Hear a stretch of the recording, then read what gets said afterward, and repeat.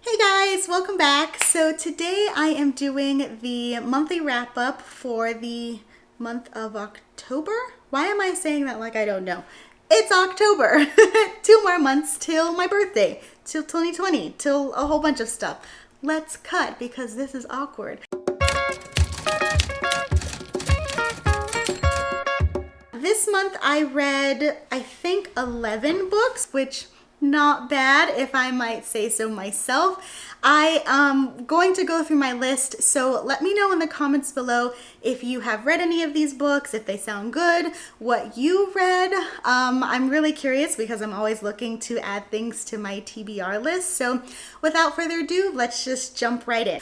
So the first book that I read is One Book in the Grave by Kate Carlisle. This is part of her Bibliophile mystery series, and it follows a book restorer named Brooklyn who gets into all of these kinds of amateur sleuth antics because she always stumbles across a dead body and she always somehow has to solve the crime. So in this particular book, she finds a copy of Beauty and the Beast that she remembers working on a while back, and the reason that it's so suspicious now that she comes across the book is because it somehow involves the fact that her best friend from a few years ago died under mysterious circumstances. So I feel mediocre about this, if I'm being honest. As much as I love this series because I have read quite a bit in the series, this one it left me wanting more. I think that it was a lot more drawn out than it could have been, and there was this really annoying thing that happened. And if you guys saw my Gilmore Girl-a-thon,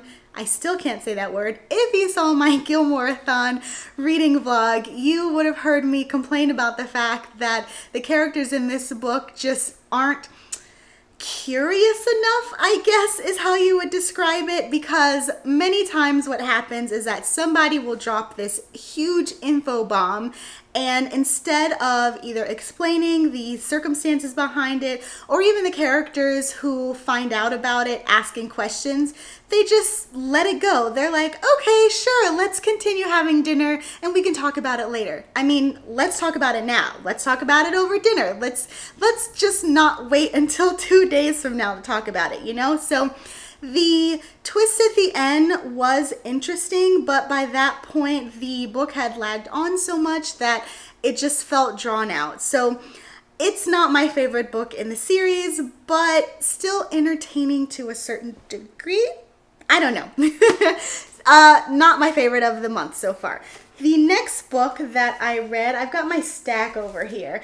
Continuing with the Gilmore Girl-a-thon is Talking as Fast as I Can by Lauren Graham. This is her autobiography that she wrote, and I thoroughly enjoyed this. I haven't read a autobiography or biography or nonfiction in a while. I think I've actually only read one autobiography in my entire span of reading, but this one was so excellent. I was debating for a while to listen to the audiobook, which is narrated by Lauren herself, or to just read the book. And since this was available at my library and I had read a few pages just to kind of get a feel for the book, I ended up gobbling up the whole thing before I can even decide to listen to the audiobook. And it's so engaging because as a fan of Gilmore Girls, I can totally see the Lorelai character with her mannerisms explaining everything that she went through. I feel like Lauren Graham herself is a lot like Lorelai, which is why even she admits the character is perfect for her. I learned a lot about her, which sometimes I'm hesitant about picking up stories either about or written by actors or just people in the spotlight who I like, because I'm always a little bit cautious about kind of peeking behind the curtain. You know, sometimes they say never meet your idol, and I find that true because sometimes if they don't live up to the expectation of how you imagine them in your head, you come away a little disappointed. But anyway, that was not the case with this one, which I'm so relieved about.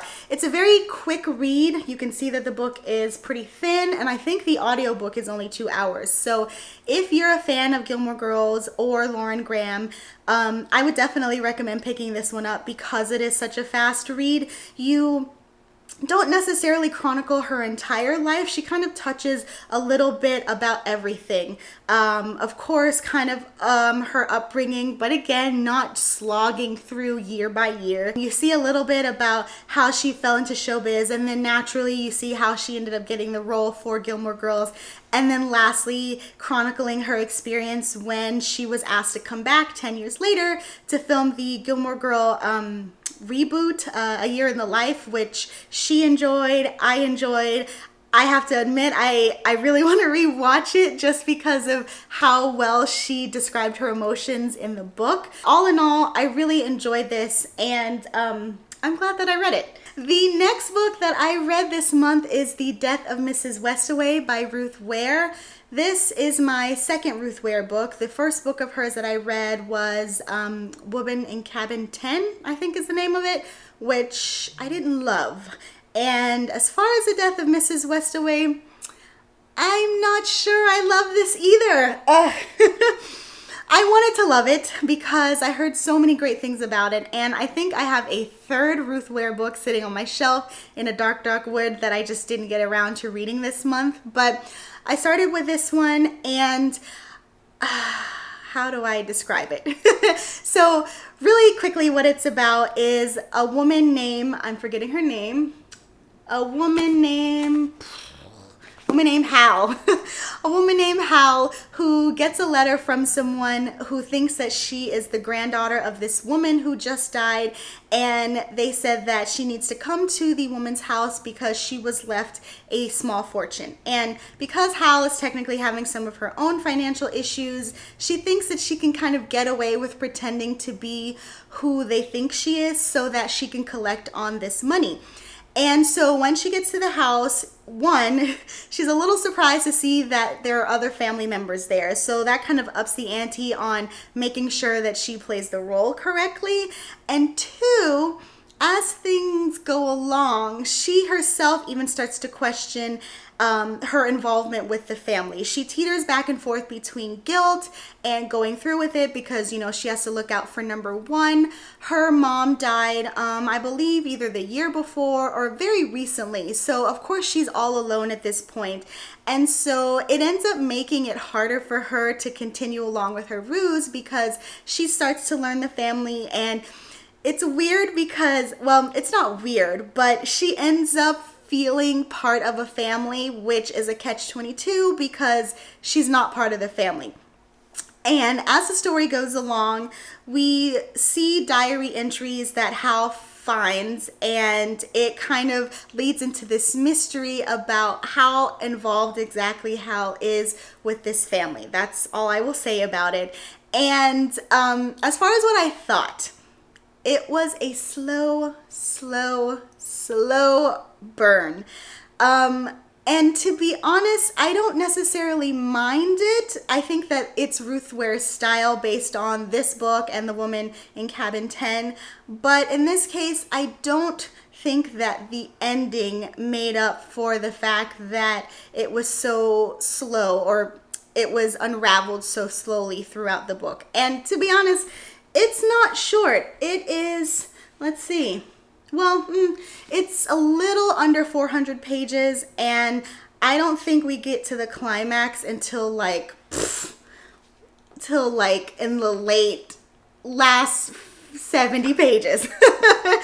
And I was a little disappointed, if I'm being honest. Now, you take away the ending, there are some moments that are really eerie because I do like the fact that it was atmospheric. It takes place in England, in the countryside, I assume, but it's this huge sprawling mansion, and of course it's dilapidated, so the room that Hal stays in gets a little creepy.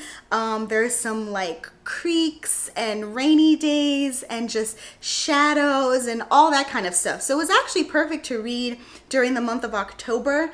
But like I said, by the time we got to the conclusion, I was left wanting more. So it was okay. I think I ended up giving this 3 stars, but for those who don't mind slow burns or more slow pacing or atmospheric, or just generally Ruth Ware fans, because again, I feel like this is very indicative of her style just based on the 2 books that I read, I would still check it out if that's something that you're into. Okay, so the next book that I read this month is The Last Time I Lied by Riley Sager.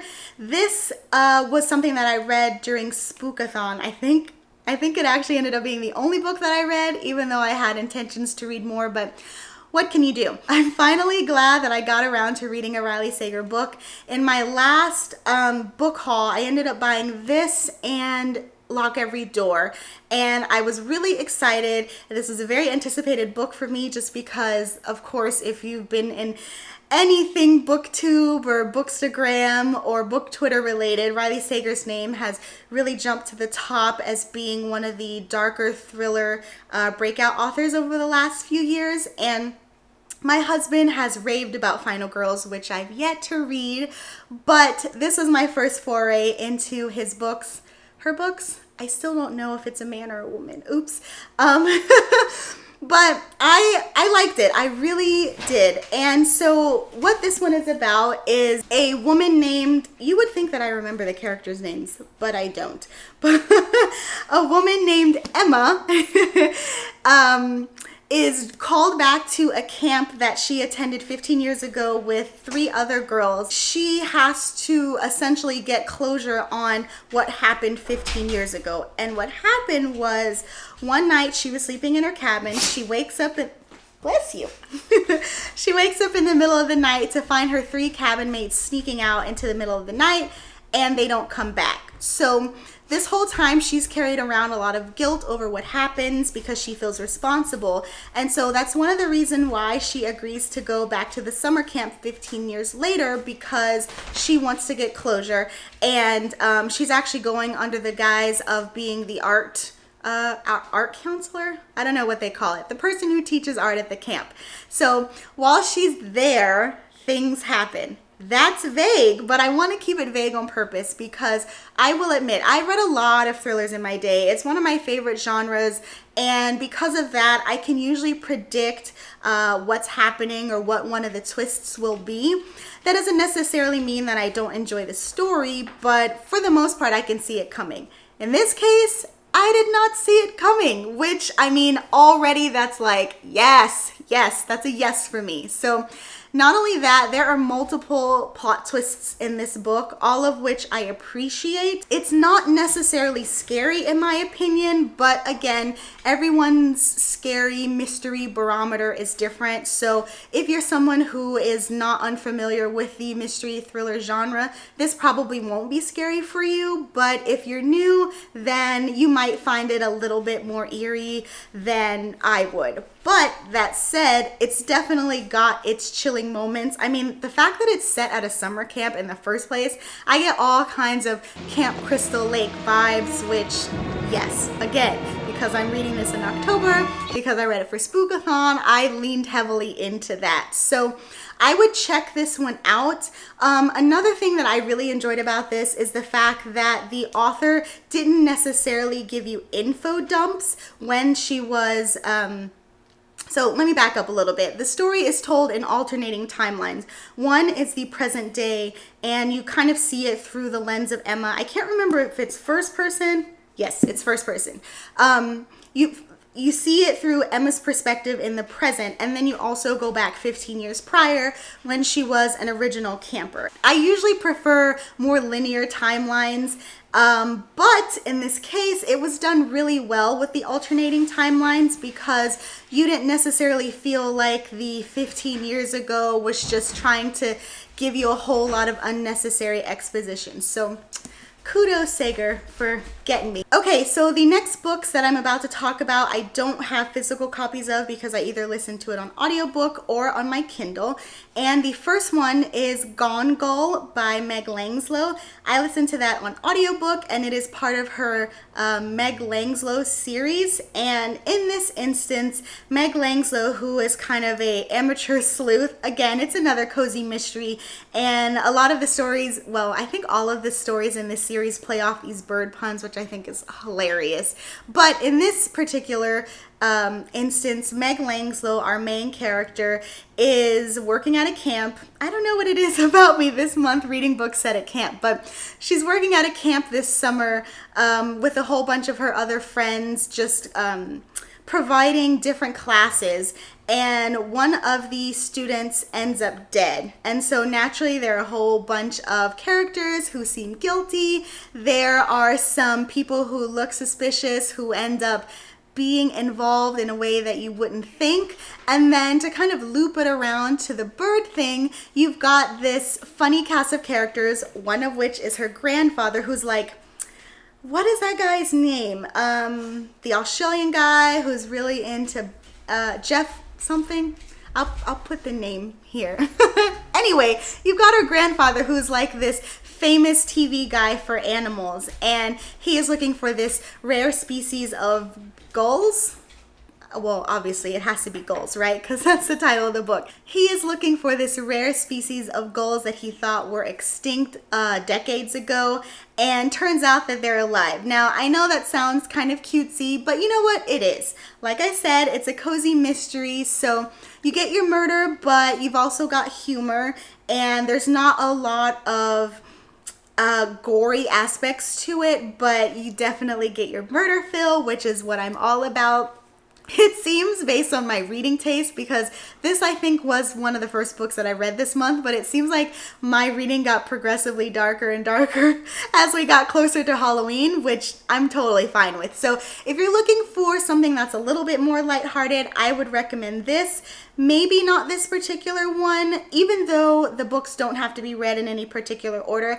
I personally just like to read the first book in Cozy Mysteries just so that I can get a baseline of what the characters are like. So the next book that I listened to is called Pies and Prejudice by Ellery Adams.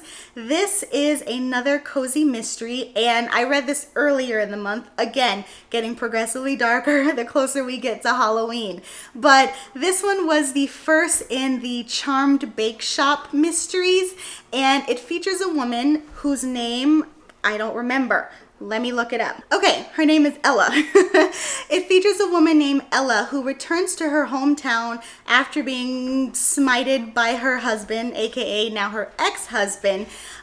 Side note, I know that that is a trope that is heavily used in cozy mysteries featuring females who kind of return back to their hometown with their tail tucked between their legs. I get that, but I don't mind it. If it's well done and it doesn't take away from the actual plot of the story, then I'm good with it. Anyway, so Ella moves back home, and she's always liked to bake in her pastime, and so since right now she's got this whole bunch of time on her hands, she decides to bake. And with the help of her family, they prompt her to open up her own baking shop. And so while she does that, somebody ends up being murdered, but they think that it has something to do with her pie. So naturally, she wants to make sure that she's clear and that it doesn't provide any kind of distraction from her opening or give her any kind of bad publicity. So that's the reason why she's prompted to kind of investigate more. The magical moment comes from the fact that when she bakes, whichever emotion she's feeling at the time, that is expressed in her product. So let's say, for example, she is feeling especially exuberant or upbeat or something like that. When you taste her pies or whatever she's made, the people who taste them also come away feeling exuberant. Now, this is hilarious because at one point she's crushing on, is it the sheriff? I don't remember, but she's crushing on one of the guys in town, and so she's feeling all hot and bothered when she's cooking. And so when she serves her dish, all of the people are like horny, and some people are like running down the street naked, and I mean, it's all fun. That can get a little weird depending on what genre, but in this particular case, it's hilarious. So if you're looking for kind of a cutesy, light-hearted read that's got a little bit of mystery in it, I would check this one out. It is the first book, like I mentioned, so if you read this one, then you can just continue on with the series and kind of know what all of the characters are like. Okay, so the next book that I've read was actually one that I bought on my Kindle, and that is Bared to You by Sylvia Day. That is the first book in the Crossfire series, and this series came out a while ago, fresh off of the heels of 50 Shades of Grey. And I did read 50 Shades of Grey, that entire trilogy, when it came out way back, I don't know how long, but when it first came out. And so I was interested at the time to read Bare to You, but you guys know how TBRs go. It got further and further down on the list, and I'm just now getting to it years later. But that said, I finally read it, and I think it took me only like a day. Even though it's about 350 pages, it's still a pretty quick read. And it features a woman named Eva and a guy named Gideon. He's, of course, our brooding hero. And Eva comes to New York City to work and kind of establish her own life. And she meets a guy named Gideon who owns the building that she's working in. Obviously, the two have this instant connection and they can't keep their hands off of each other. Now, naturally, there's a conflict of interest because she's trying to establish her own career and she doesn't want to jeopardize that by being known as the woman who is sleeping with her boss's boss's boss's boss's boss. And it doesn't help that Gideon is also known as this bachelor, playboy, dark, mysterious, can't be tamed, wild horse, all that tropey jazz. The conflict in this, oh boy. So the first half of the book, not a lot happened, if I'm being honest, at least not in my opinion. I think I might have said in my reading vlog how the first half, they didn't even really change scenes that much. You were either at her apartment or his apartment or the office, and then that's about it. Well, shortly after that, I will say that it picks up, and man, they are fucked up. They have issues. I know when I first read reviews about this, they were saying how Gideon is such a tortured hero, and that is 1,000% correct. And I will say also, though, it was refreshing because Eva too has her own issues, and that was the biggest comparison that I had heard when it was compared to 50 Shades of Grey, was the fact that this book was better written because the female character has a much more fleshed out background, and like I said, Eva has her own issues that she's going through, much more than Anna, who was the main character in 50 Shades of Grey. Now, that said, I was surprised when I got to the ending to see how it concluded. Obviously, it's part of a series, but I wasn't expecting it to end so neatly, I guess. In 50 Shades of Grey, the way that they end it is a little bit more of, not necessarily a cliffhanger, but it ends in a spot to where it's kind of like on an uphill to where you're compelled to read the next book because you want to see how the larger conflict gets resolved. And in this one, they kind of end happy, which would be great if it wasn't a series, but I'm not necessarily compelled to pick up book 2 because I mean, where I last read, they're happily ever after. So I will say there are a few scenes that are triggering in terms of assault and discussion about that. So if that's something that you're sensitive to, just be wary. In terms of the sexy times, there is a lot of that, of course. However, and again, I think I said this in my previous vlog, I thought that it was going to be more scandalous because, again, the whole BDSM dom sub thing was a huge thing a few years ago. I don't know if it still is now, but that was one of the clinchers for this book. And I got to like the last 50 pages and I hadn't heard or read anything about it. And it wasn't until like the very end that we get just like a teeny inkling of it. So, I mean, I guess that is a reason to pick up book 2. I don't know. I don't know if I'm going to read it, but it's definitely worth checking out if you are a fan of 50 Shades of Grey or if you like that genre, but 50 Shades didn't quite give you enough of it. Check it out for yourself, and if you've read it, let me know what you think. The next 2 books that I read are actually part of a duology by Kendall Ryan. I think it's part of her Penthouse series. The first book is called The 2-Week Arrangement, and then the conclusion is called 7 Nights of Sin. I'll just kind of tell you about both of them together since, again, they are a duology. These are ebooks that I picked up and read on my Kindle. And it features a couple, the male being Dominic, and then the woman, I think her name is Presley. And so it's similar-ish to 50 Shades of Grey. It's similar-ish to Bare to You in that you've got this just out of college, fresh-faced girl trying to find her way in the working world, and she stumbles across, or rather bumps into her boss's boss, who is this billionaire playboy. I know it's a trope, and I don't mind it when it's done well, and clearly this month that's something that I was into. But anyway, Presley runs into, I wanted to call him Gideon, but that's not his name. She runs into Dominic in her office building on the first day of work, and they have this like instant connection, and so Dominic can't get enough of her. He has to find out more about who she is, and Presley she has to make it in the workforce. It's just her and her brother, and she needs to support his academic career. And so she knows that if she lands this internship, it will go on to lead to a better paying job. Now, when she gets to the office and is selected to be an intern, each of the interns are paired up with a mentor, and guess who her mentor is? Yes, it's Dominic. Of course, he chooses her specifically because of their connection. And as the story goes on, they play this teetering game of, I can't, no, we shouldn't, oh, but we should. And they just can't keep their hands off of each other while also trying to maintain some kind of want to be professional. Clearly they're not, in the fact that they're hooking up every damn day. But anyway, I really enjoyed this one because I like that Presley was so hardworking, and she knew that she had a goal in mind because she had to support not just herself, but her brother as well.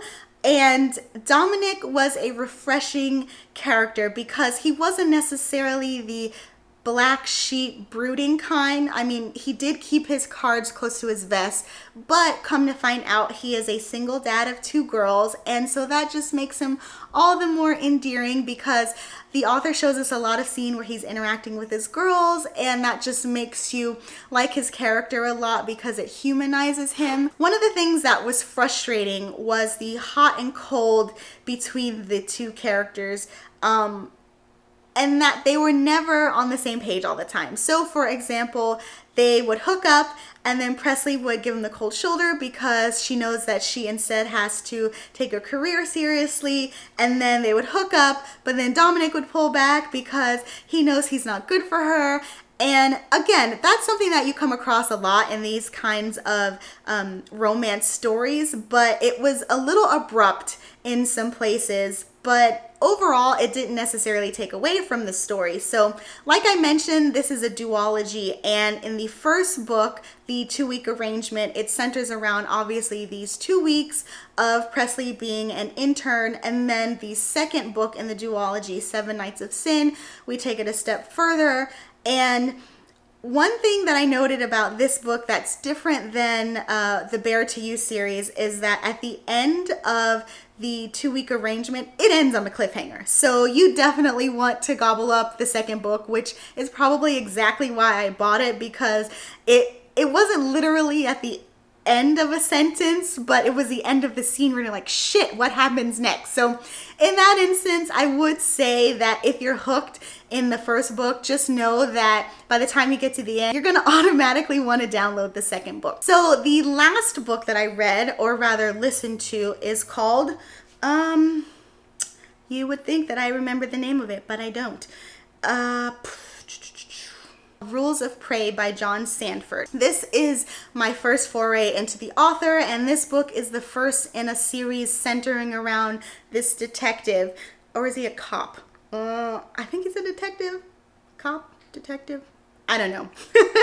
Anyway, it's the first book in the series, and the series focuses on this particular cop who is a game creator, and by game I mean computer games. So one thing to note is that it actually takes place a little further back than I thought. The author actually does a pretty good job of making the story relevant, because it wasn't until like a third of the way through that I realized this book was written in the 90s as opposed to today. So I think if a book can withstand this kind of aging, that's already a plus. But the reason that I picked this one up is because I'm such a huge fan of Jeffrey Deaver's Lincoln Rhymes series, which is another police procedural / crime fiction series. For those who don't know, Jeffrey Deaver is the guy who wrote Bone Collector, which, of course, if you've seen the Denzel Washington movie, that guy. So this one is about a cop who is trying to find a killer named the Mad Dog. And the guy that he's up against, this Mad Dog, not only is he obviously psychotic going around killing people, but he's really smart. And at first, we don't know what kind of profession he's in. Is he a doctor? Is he a surgeon? Is he a professor? Just simply because of the way that he tortures and leaves his victims and leaves clues and then leaves lack of evidence. So this whole story is a cat and mouse with our detective guy trying to find the Mad Dog. And it also has not necessarily alternating scenes because the majority of the story is from the cop's perspective, but we do see enough scenes from the Mad Dog to where you are interested to see his train of thought, get into his mindset, and follow along as he proceeds to hunt down his next victim. One thing that's interesting about this series is that we see a lot of the cop, whose name I think is Davenport. It doesn't matter. Lucas Davenport. There it is. It just came to me. We see a lot of his personal life, not background, but we see a lot of his personal life, and homeboy's got some baggage. So that's interesting because in the very beginning, I couldn't necessarily get a hold of what kind of guy he is. He's not a disgruntled cop, which I know you see in a lot of these pulp noir type books, and he's also not like this extraordinary super genius to where it just doesn't even make sense. He's an intelligent guy, don't get me wrong, but it's still within the realm of believability. So the fact that we are seeing so much of his personal life, I don't know if that's something that we will continue to see as the series goes on, because again, this is the first book of his that I have read. Or if it's just something that the author decided to put in this first book just so that we get a hold or an idea of what this guy is like. But I mean, it was okay. I don't want to say that I didn't like it, and I don't want to say that I loved it. I am used to crime thrillers that are very action-packed, and we don't necessarily see a lot of the mundane, what you do when you clock out kind of stuff, but it was a refreshing change of pace. So I would recommend this one for fans of Jeffrey Deaver like me, or if you like those James Patterson cop fiction books, or just anything in that cat and mouse police procedural, you know, if you like Law and Order, even though it's more law than order, or order than law. I don't know. If you like that kind of stuff, I would check this one out too. Okay guys, so those are all of the books that I read. Like I said, let me know if you've read any of these, and if you did, what you thought. Also, feel free to tell me what you read this month, what your favorite book was, because I'm always looking to add to my TBR.